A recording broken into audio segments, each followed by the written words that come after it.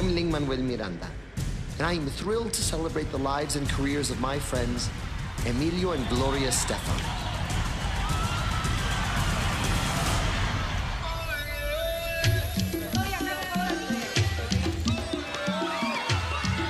Their journey is one that truly highlights the American dream.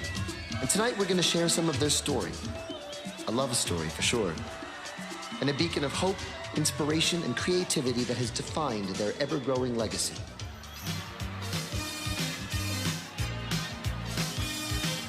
Together they created a movement with a language the entire world understands: music. Music has been a huge influence in my life. My mother was the star of her school. She was in every production. So when she had me, she says the only way she could get a diaper on me and to calm down was to sing to me. When the Communist Revolution took place in 1959, Gloria's parents were forced to leave Cuba. Soon after, her father returned to the island as part of the ill-fated Bay of Pigs invasion. 18 months later, he returned to Miami, enlisted in the U.S. Army, and was deployed to Vietnam. While he was in Vietnam, I would send him tapes, which would make him so happy. And it was his idea, actually. So I would perform and sing for him.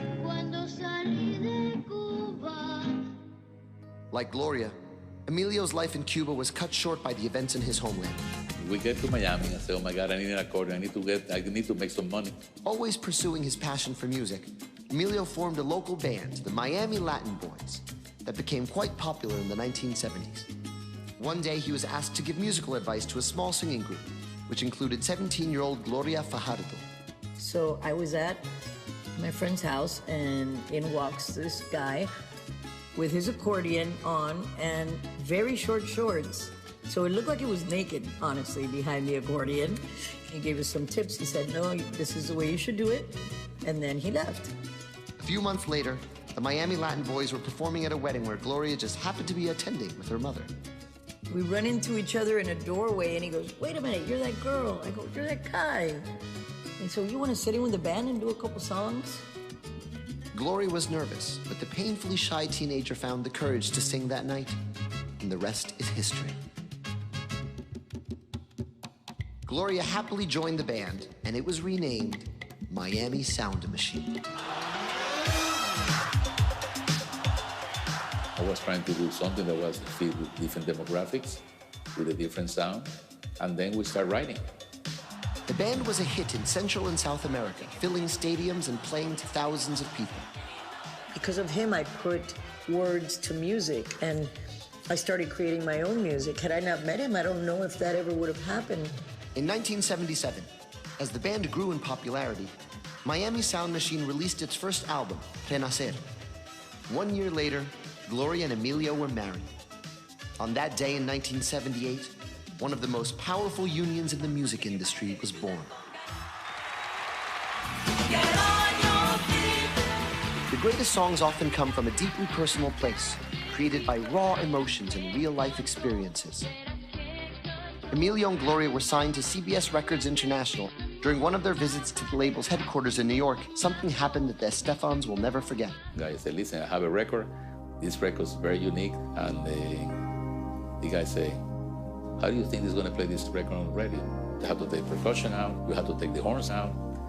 You have to change your last name. And I said, don't worry about it. We will do our own. We went to Holland to promote this song, and people went crazy, dancing up and down. And the people say, we want more, we want more. I said, Gloria, we don't have any more English songs. Conga became a global phenomenon, reaching top 10 on the Billboard pop, dance, R&B, and Latin charts simultaneously. It was the song that would change their destiny. Other chart-topping hits would soon follow. Gloria launched a solo career that catapulted her to international superstardom. By 1990, the Estefans were at the pinnacle of their career with a slew of chart-topping hits and sold-out worldwide tours. Then, in a blink of an eye, everything changed.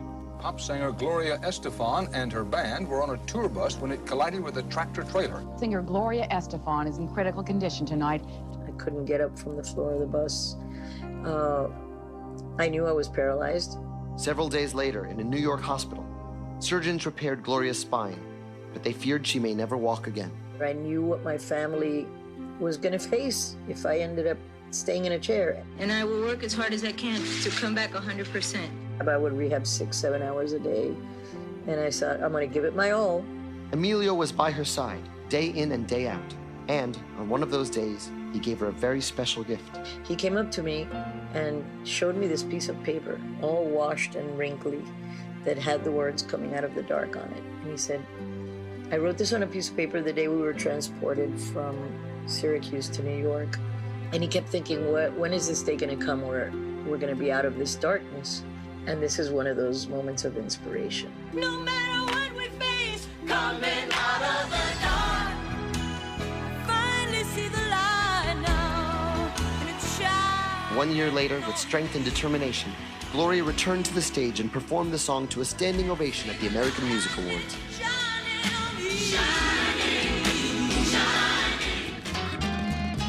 While at the peak of her pop career, Emilio and Gloria decided to take a deeply personal musical journey, returning to their Cuban roots.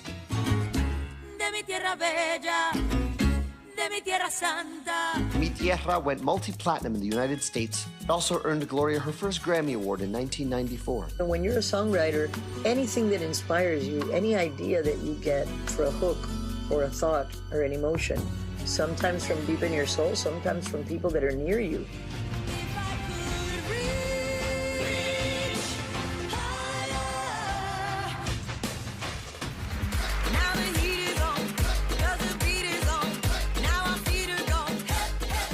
Success doesn't just find you.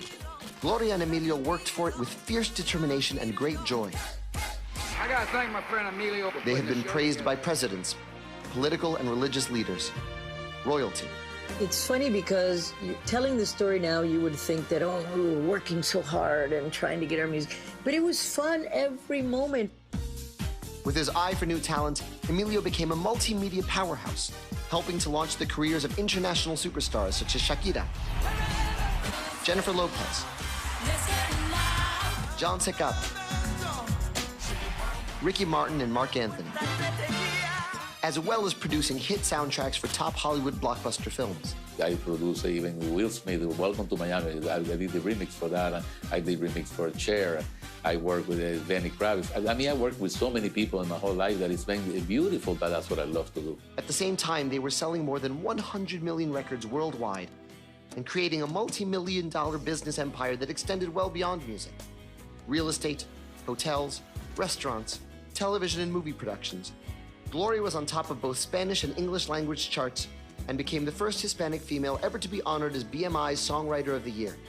As well, she is the first Cuban American to receive their prestigious Kennedy Center honor recognition. Emilio and Gloria were the first married couple to receive the Presidential Medal of Freedom. This 26-time Grammy-winning husband and wife team also produced a Tony Award-nominated Broadway play, On Your Feet. Some of my happiest experiences with this musical have been young people that have gone to the show that rediscover our music and inspire people to, oh, hey, they did it. I could do it. I could do it. I could do whatever I set my mind to and really work hard. And that's my favorite part. In 1991, they organized a Miami relief concert to benefit the victims of Hurricane Andrew.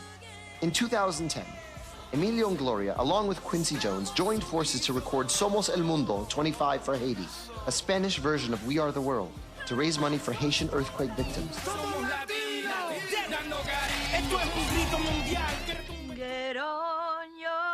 They also passionately and lovingly support many charities and causes.